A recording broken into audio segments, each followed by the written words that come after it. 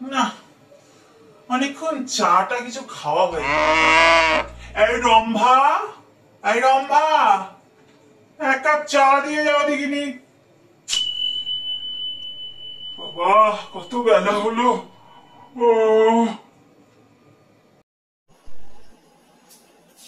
দেখো আমলো যা বসে বসে খবরের কাগজ পড়ছি।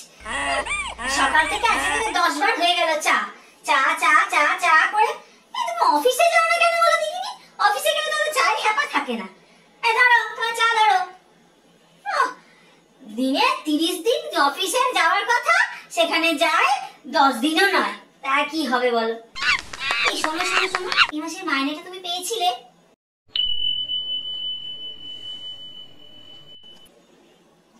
কিছুই তো বলে না, যদি বউ চুরি করে নেয়। সবই জানি সবই জানি। আচ্ছা একটা কথা বলো তো, একটা কথা খুব জানতে ইচ্ছা করে আর কি।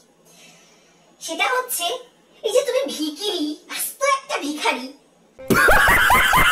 তুমি বিয়ের আগে আমাকে কেন বলনি?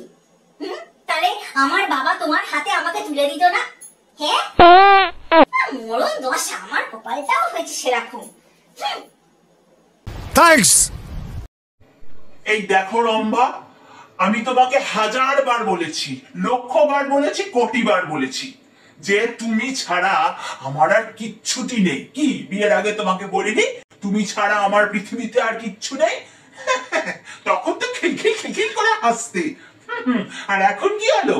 হ্যাঁ, এখন আমাকে ভিখারি বলছো? তুমি তো ভিখারিকে বিয়ে করেছো।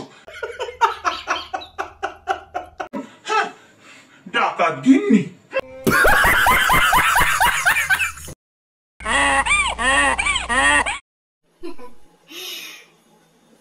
শোনো না, একটা কথা বলবো তোমাকে, মানে বলবো না, মানে জিজ্ঞাসা করবো। খুব ইচ্ছা করছে। বলছি যে আচ্ছা তোমার মনে আছে আমাদের বিয়ের কত বছর হলো? 10টা বছর। এই তো ঠিকঠাক বলতে পেরেছো, 10 বছর। মনে আছে বউ ভাতের দিন আমি কি রঙের বেনারসি পরেছিলাম?